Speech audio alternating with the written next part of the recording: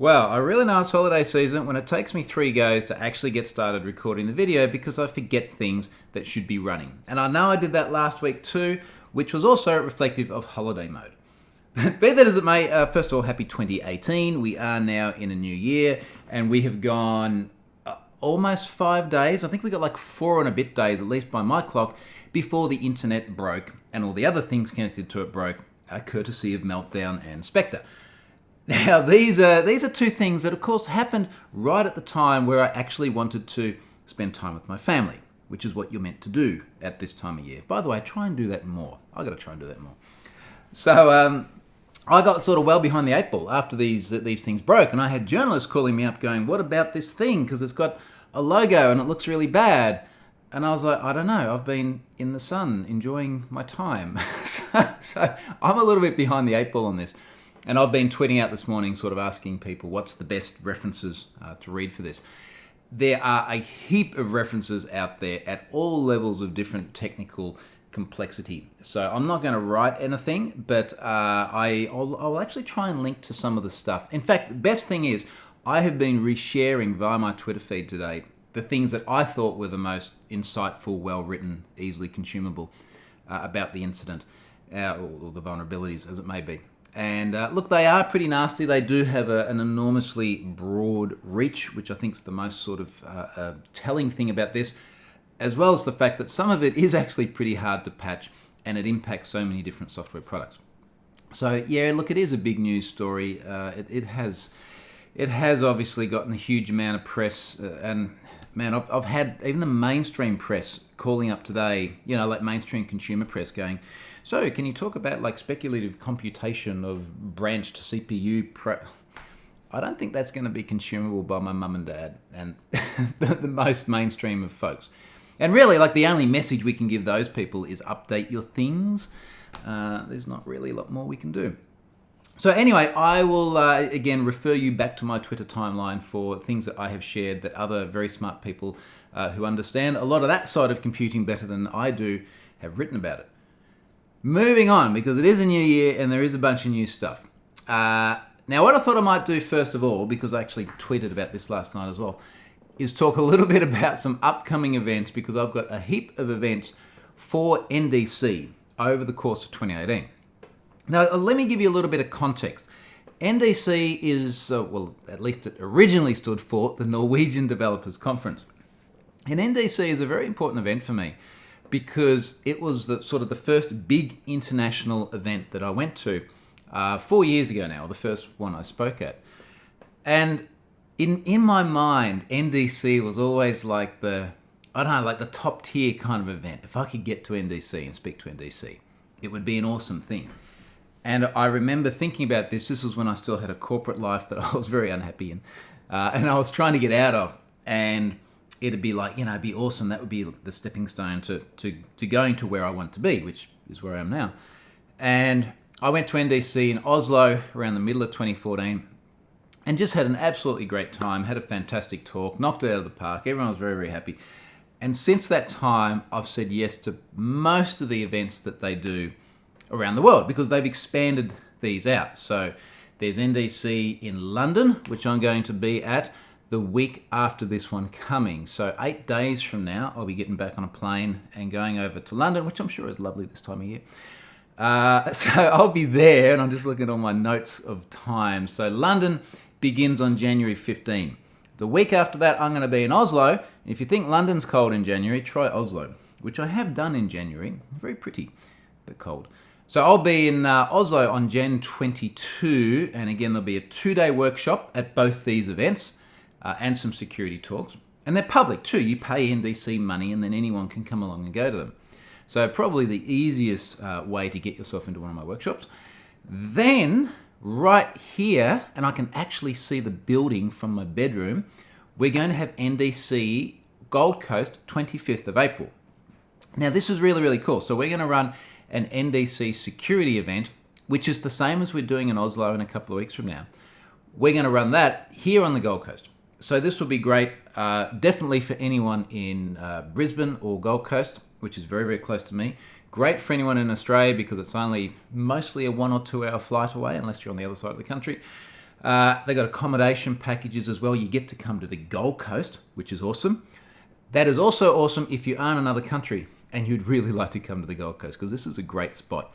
And April is still sort of almost summer, so it's going to be a really, really epic time. So I'll be there.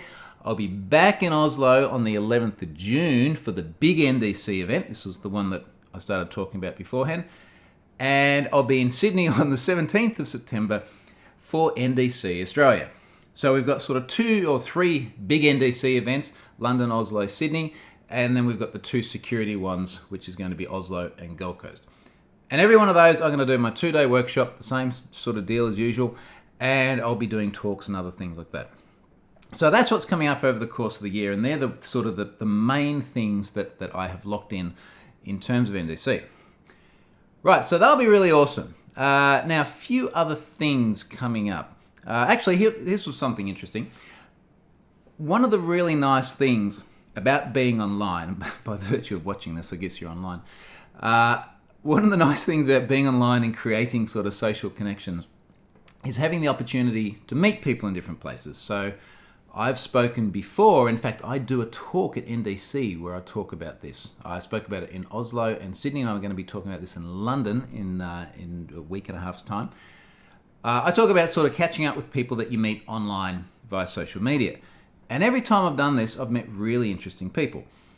And they're usually people that I've never heard of before. They might have a dozen followers, but it's just someone who says, hey, I'm in a certain place. Would you like to have a coffee or a beer or something? And I catch up with them, which has been awesome. And last week I caught up with someone during this week, caught up with someone who came and visited here, which is Kevin Mitnick.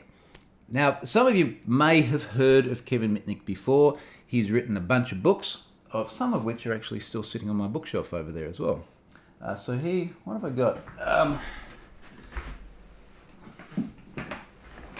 He's written things like this. This was Art of Intrusion from a while ago, Art of Deception as well, which goes back a little way now. The one he wrote that I really like is called Ghost in the Wires. And if you don't know who Kevin is, Kevin was very prolific as a hacker particularly around sort of the early to mid 90s. And this was an era sort of before the internet as we know it today. He was very much into breaking into telco systems. One of the things that the US government ended up getting very worried about is that he could whistle into the phone and launch nuclear weapons or something crazy like that. But he was a very, very prolific guy. Ended up going on the run for a couple of years, changing identities, eventually got caught, locked up in solitary confinement, ended up in jail for a while. Like all the sorts of nasty outcomes that you don't really want as an individual.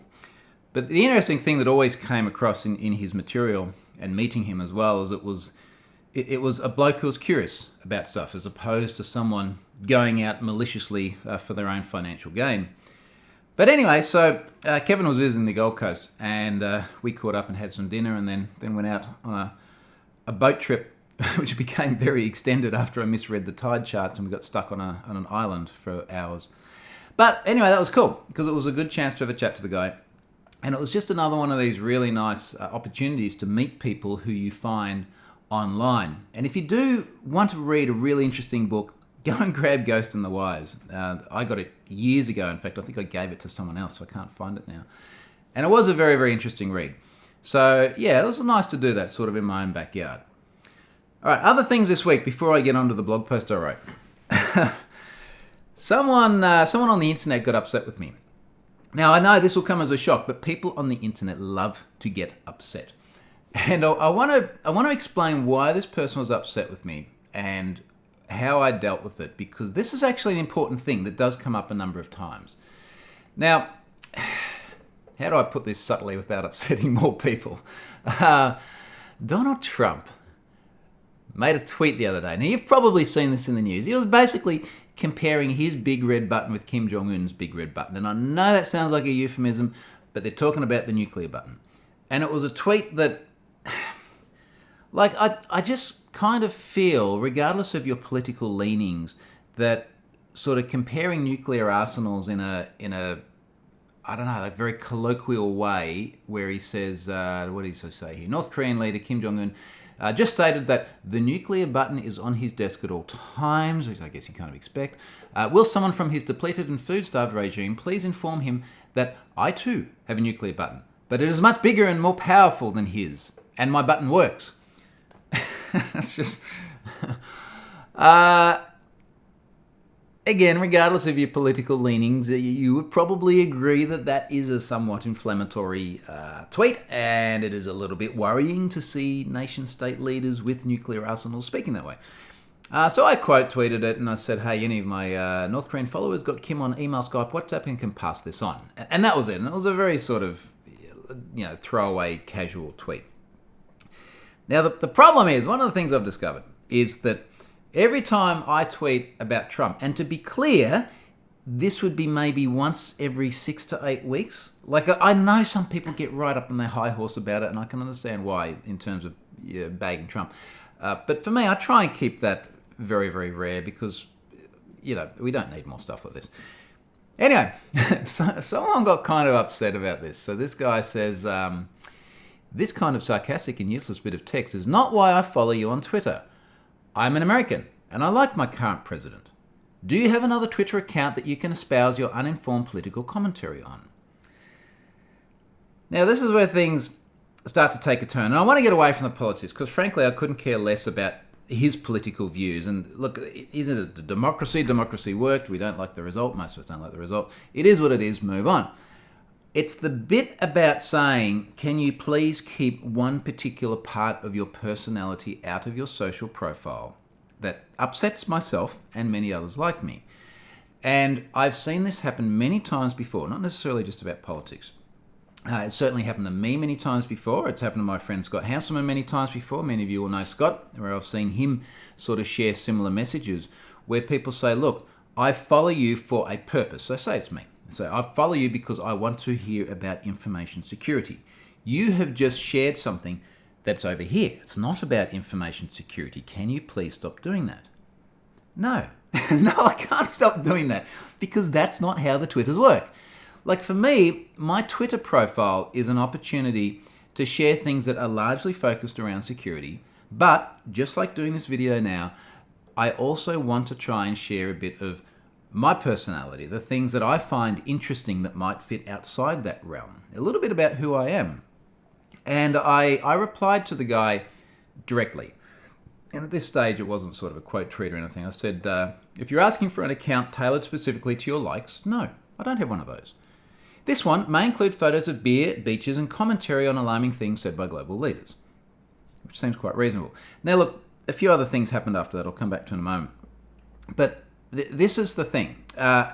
For me, I want to share other things that give you a sense of who I am and what I do. And, interestingly, just thinking about this now, the very first blog post I ever wrote was about why online identities are smart career moves. And I'm trying to explain that having an online personality and persona can be a really good way of people understanding who you are and what you stand for and what your interests are.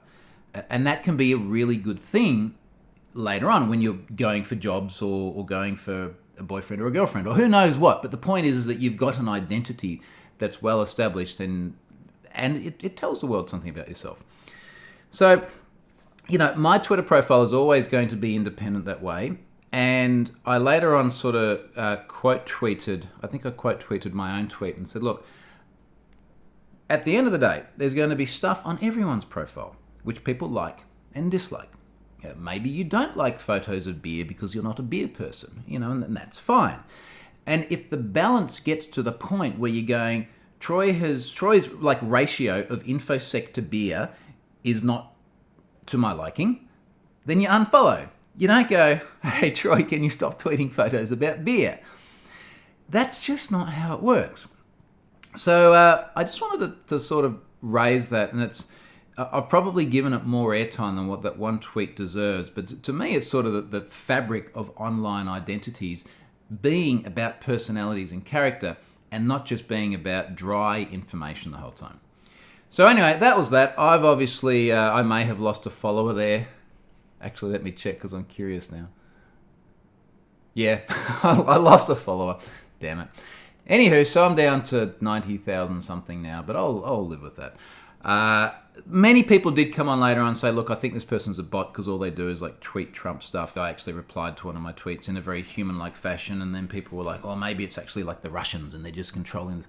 I don't know. And frankly, that's tangential to the core issue of the fact that there are people out there that are legitimate humans that reply that way. Let's move on. I've given that guy too much airtime. All right, so one of the other things that I did this week, and this one is something that I've started doing each year over the last couple of years of independence, is I wrote about a retrospective. So I like to sort of get to the end of the year and go, okay, what have I done? And, I frankly find the whole New Year's resolutions and everything kind of a little bit funny, where it's like, it's January 1. Let's actually start to be good people. We're going to exercise more or eat better or drink less beer or whatever it may be. And, we'll do this on January 1. And people sort of set goals and achievements and things. And I understand that works for a lot of people. For me, and I sort of say this multiple times in the post, I don't really know what I'm going to do this year. I really don't. Other than just continuing to do the same stuff. What I really want to be able to do is I want to be able to look back in a year and go, I progressed, I moved forward. And there's all sorts of measures about what moving forward is. And the end of the year is a bit of an opportunity to do that. So maybe I'm a little bit the wrong way around. Instead of looking forward and saying, this is what I'm going to do, I'm looking backwards and saying, this is what I have done. Am I happy with where I've gone? And, looking back on it, there's a lot of different ways. I can sort of look back and say, how was 2017? Looking at my blog stats at the moment, everything was up by about 25%. Sessions, users, page views. So that's good. There's a lot more people coming and reading my content. That's Google Analytics as well, and I'm conscious that around about a third of people apparently these days are running ad blockers, tracker blockers, which probably knocks a lot off those stats. But that's still up and up, which is really nice. I'm very happy about that. My travel, I need to do more on. Now, when I say do more on, I need to do more at reducing it, because when I look at the stats, 2017, I had 17 different trips, 136 days away. I traveled 179,000 kilometers, went to 42 cities and 9 countries. And that starts to feel like quite a lot. So that was actually about 37% of my time spent away. It wasn't all work. I was snowboarding for a while there. I had my family with me for a couple of weeks while I was in Europe. But still, for someone who loves where they live so much, like being away 37% of the year, maybe I need to work on that. Looking at my other stats here, what else to do? 53 flights. I mean, this is the thing, more than one flight a week. Flights to me are just, some are certainly more painful than others, but just the whole process of going through security and tickets and find your seat and sit down and fasten your seat, it just gets old. So I'm going to have to work more on that. Now, my speaking, I was really, really happy to look back at the year and go, there were several things that really stood out for me in terms of speaking events. And the first one I touched on just before, the soft skills talk that I did in Oslo, and then I did in Sydney, and this is the one I'm going to be doing in London week after next. And this was about hack your career. And the reason why I was so happy with this talk is it's the first time I had done what is really a soft skills talk, certainly at a big event, the first time I'd done one. And I just really liked the feedback from people. So in quantifiable senses, my hardcore security ones got high marks. I mean, the soft skill one was still very good. They got higher marks, but what I really liked from people is hearing what resonated with them. People saying, look, I'm like what you were. I am unhappy with my job and I want to change things and I want to do things better. Like, it really hit home. I had one guy after the Oslo event say, like, I was crying just watching this, which I did not expect, because of the emotions that brought up in terms of being very unhappy with the environment that he was in. So I was really, really happy to see that talk get that traction. And I actually linked to that talk in this blog post if you want to have a look at that. So I'm very happy about that. I'm looking forward to doing it again in London. So if you're at NDC London, come and watch that one. It's something different. So that was number one. Number two, Pluralsight Live. So this was the Utah event where I did a keynote on the big stage. Felt like an absolute freaking rock star, because it was a rock star stage where they literally had rock stars on there the night before performing. But it was just an awesome experience. not just because of the stage and everything, but because of weaving my way through the Secret Service people guarding Michelle Obama before she came on to do her thing after me. So it was just one of those things where, like again, doing the retrospective thing, looking back, a year ago when I sat here and recorded this, I could not have seen that coming. Like that was just not on the radar. In fact, when it first came up, I was like, I don't really want to go away again because of the travel problem I mentioned before. So it was just not expected, but it just worked out to be epic. So I was very, very happy about that. And then I think the sort of ultimate event out of the year, which again I never saw coming, was the congressional testimony. And this was just one of those things which was, it's not life-altering, but it was just such a big thing where for years to come I'll be able to say, yeah, look, I went and testified in front of Congress. They were interested enough in what I had to say. I went through all the formality and rigmarole and everything, and it was a massive thing. And again, like the Pluralsight thing, but even more so, I never saw that coming. Like I wouldn't have picked that a year ago. And in fact, a year ago, I had different things on my mind that I'll come back to in the future. So that was just an amazing event. And I've got a picture of me sitting here with the other guys, the other witnesses in Congress, looking very presentable and not wearing a black T-shirt.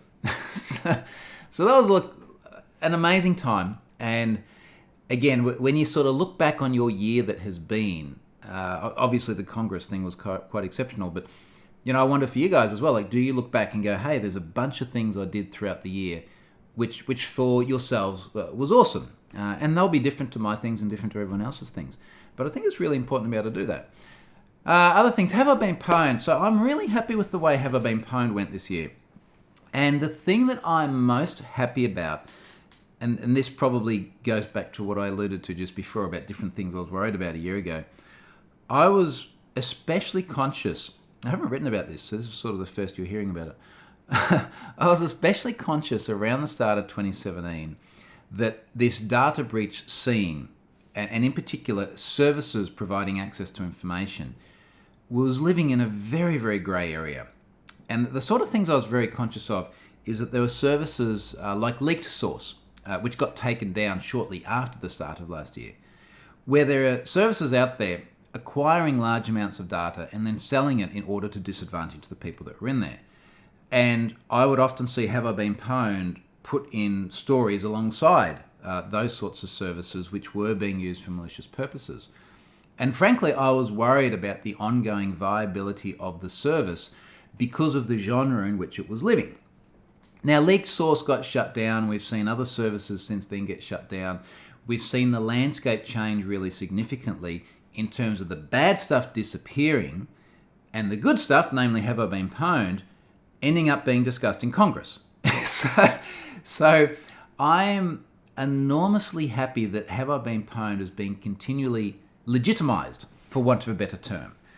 Now, I actually have a blog post in draft. It's been in draft for several months now about the legitimisation of Have I Been Pwned, since before the Congress thing. Because there are all these cases now where everything from local police departments to national law enforcement to three-letter acronym departments that are using Have I Been Pwned, or even recommending Have I Been Pwned, in ways that do legitimise the service. They give it a lot of credibility. I've got a couple of things on the boil which I hope to wrap up this month, which would take that to another level again. And it's something which I expect I'll be able to write about probably in Feb. And then I will do the post about the legitimisation of Have I Been Pwned as well. Because that is enormously important to me. And maybe it doesn't seem like a big thing, but I was worrying about it living in that space with so many shady services. So that's great. It has been legitimised far more so than what it was a year ago. On the raw stats, so the total breaches I have, I've gone from 178 breaches up to 259 breaches. That's one new breach every 4.5 days. I'm 5 days into the year at the time of recording. I've already loaded one new breach, which was this Hound Dogs Danish torrenting service. It's a little one, but it's another breach. There's a bunch that I'm sitting on at the moment where I'm just going, the disclosure processes. I mean, I got to go through them, but the disclosure is difficult. I am actually working on something with someone to try and work on making disclosure easier. And hopefully I'll be able to come back to you on that when I get a little bit more time. Total breach records went from just over 2 billion to more than 4.8 billion. Now that's another 7.6 million records every single day. I don't see that rate continuing this year. And the only reason I say that is because some of the stuff I loaded, like the anti-public combo list, the exploit IN combo list, they added like 700 something million records themselves. Unless there's a whole bunch of other data breaches out there that we've never heard about, and yes there are, but unless there's a bunch of really big ones that are then aggregated into these big combo lists, I don't think it's going to jump that much this year.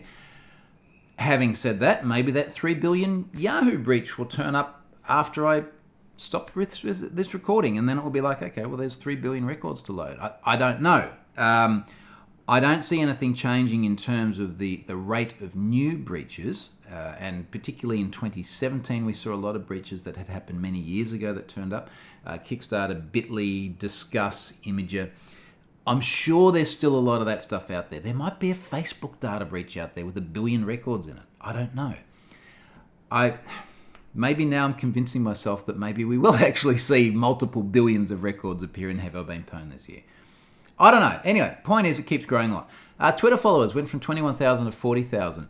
And, you know, I mean, that's sort of doubling within the space of a year for a project that's been running more than 4 years now. So I don't know that Twitter followers is the best metric of the success of a project, but certainly it gives you a sense of the growth of social influence. Total verified subscribers. Now, this one I am actually much more interested in. Total verified subscribers went from 942,000 to 1.8 million. In fact, it's just under 1.8 million now. But it's growing at about 2,200 new subscribers a day. This is my sort of last 4-week rolling average. And one of the things I actually noticed lately is that it's constantly serving usually between 70 and 100,000 unique users a day. So it's actually getting really, really big in terms of sort of the baseline of activity. And then, of course, if there's a major incident, so, you know, say the Dropbox data breach a while back, then that traffic just goes absolutely through the roof. But the baseline has now become very, very big. And the average daily unique visitors, yeah, I just said that, it's about 70,000. That's off the Cloudflare stats too. This is not off Google Analytics because, as I said, there's a bunch of stuff that's blocked. Cloudflare seems to be pretty reliable for the unique users. So that was Have I Been Pwned. A bunch more stuff coming this year on that front. I do have ideas about many other things as well. Report Your RI. So this is a new project started by my mate Scott Helm, invested in by me, and now with some input from me, but he does most of the work. Scott is exceptionally good at what he does. Incidentally, Scott's going to be all over the place with me this year. Scott's going to be with me in London next week. He's going to be with me in Oslo the week after that. He's going to be with me in Hawaii in April. We're doing a conference that Jim Manico from OWASP is involved in. So we'll be in Hawaii in April, and then Scott will be here on the Gold Coast with me for the Gold Coast NDC as well. So you might be seeing a bit more of Scott. And if you don't follow Scott, he is actually a top-notch bloke as well, with many interesting things to say and opinions on Trump. No, don't start that again. Anyway, so Scott is doing Report Your RI. It is something which is expanding very, very steadily. So we've got a bunch of new people subscribing commercially, which is good because we do actually need to pay wages and actually run the thing. Scott does this full time. It's his baby, and he has a family. He needs to make a living. So that's going really well. We've got a bunch of things in the wings that I've promised Scott I'll look at some of this today. I've got to stop doing maybe boating and things and actually do some work on this. But we do have a lot of new stuff coming, and particularly the relationship with Cloudflare is helping us do some very, very cool stuff that will come to you very, very soon. There's also a lot of really interesting stuff that we can do with the data set that we're collecting. So, for example, Scott wrote recently about being able to identify malware running within an organization. And this was actually a really interesting case where an organization was using Report Your RI for one of their internal systems, and they identified that someone within their organization was sending reports that were being generated by malware running on their system. and then Scott helped them to seed some information into those reports so that they could track down the actual endpoint that was infected, and they cleaned the computer, which was kind of cool. So it's all this sort of other incidental stuff that we can get out of particularly CSP reports that make Report Your Art really interesting. Yeah, there was that. Pluralsight. So Pluralsight, I sort of talk a little bit about changing the relationship a little bit with Pluralsight insofar as I've now got, I think it's 33 courses in the library. And what I was finding is that as I created new courses for them, they weren't necessarily having as big an impact as a lot of the earlier courses I created. I think you sort of get to a critical mass of material. So a combination of that and the fact that there's loads of other stuff for me to do with my time. I did courses this year for Varonis. I did a GDPR course. I did the Ubiquity course on all the Wi-Fi bits and pieces. Means that I haven't done as much Pluralsight. I've done a number of play-by-play events, the ones where there's videos pointing at each other, and they were cool. I did things which were a little bit unusual. So I did things like the play-by-play on virtual machines. Was I meant to talk about that this week? Man, this is what happens when you go on holidays.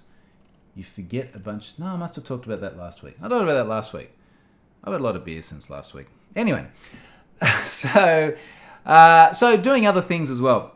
But one of the things that we've been trying to do with Pluralsight is try and find what's a good way of creating more material in the future that makes sense for me and also makes sense for them.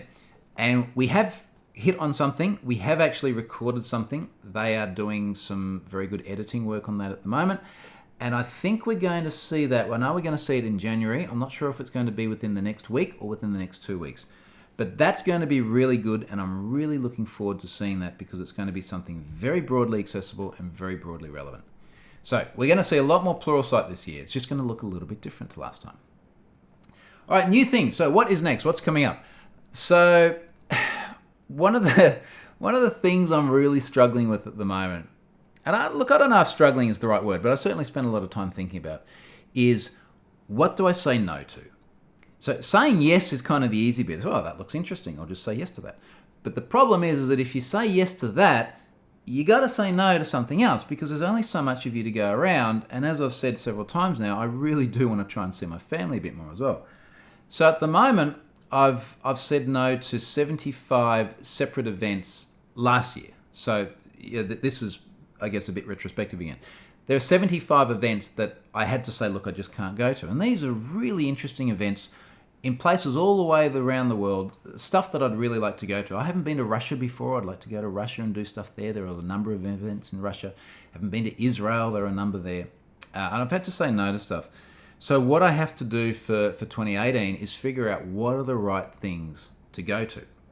Now, obviously, I'm doing all the NDC things. I mentioned the Hawaii event as well. In March, I'll be in Seattle for the MVP/regional director event. Plus, I'm doing a keynote in Vegas in March. That will be on my events page. Other than that, I really don't have many plans. And I need to try and find the things that are a combination of sort of the highest and best use of my time, that I find the most interesting, that might be in places I want to go to, like Hawaii. And yeah, we'll just have to see. But the reality will be that the vast majority of stuff that comes up, I'll have to say no to because it's great that so many people want to run these events, but time-wise. So, there's that. One of the things that I want to do in this year, and again, I'm not sort of setting specific goals or objectives or numbers, is I do want to spend more time building out some things on Have I Been Pwned. And I think it's probably as part of the fact that, as I said before, it's been legitimized and is becoming more mainstream. There's a bunch of stuff I can do there that are going to help people a lot. There's a few things I have in mind in particular that have been on the back burner. And there are also ways that I can spend more time doing that and actually making a living out of Have I Been Pwned as a service, as opposed to necessarily being on aeroplanes jetting all the way around the world. So I'm going to be giving that a lot more thought. I think Feb will be kind of pivotal. I hope it'll be kind of pivotal, depending on how things go over the next few weeks. And, it will be really interesting to look back and do this again at the beginning of 2019 and see where that service is then. And I have high hopes for it, but hey, we'll wait and see. So that's all of the business end of things. The last thing there as well, of course, is the sponsor. I've got NetSparker sponsoring me again this week. I spoke a bunch about NetSparker last week. We're going to see them a lot over 2018 as well. And I think I mentioned last week as well, I use them in all my workshops as well to demonstrate dynamic analysis. For me, it's still the most readily accessible, most effective dynamic analysis scanner that I have used so far, and I have used a bunch of them so far. So I'm really happy to have those guys on the sponsor page because it is something that, regardless of any commercial relationships, I do use and I do endorse. They do good stuff. Check them out. So that's that. Next week I will come to you the day before going away. I may look more stressed than now. I'm going to try and change it this year, but last year I remember actually when I went to NDC London in January last year, I was feeling really stressed and run down before the event. And I'm going to try and change that. And in part, I'm changing that by making these trips shorter. So I'm only away for 2 weeks. I'm in London, I mentioned Oslo, and then I'm in Denmark for a couple of days. So I'm going to try and make that a lot easier on me.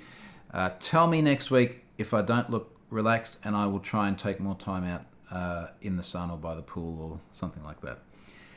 All right, so that's it for this week. Thank you very much for watching. I will come to you next week from the same spot before I head off on travels again. Thanks, guys. See you later.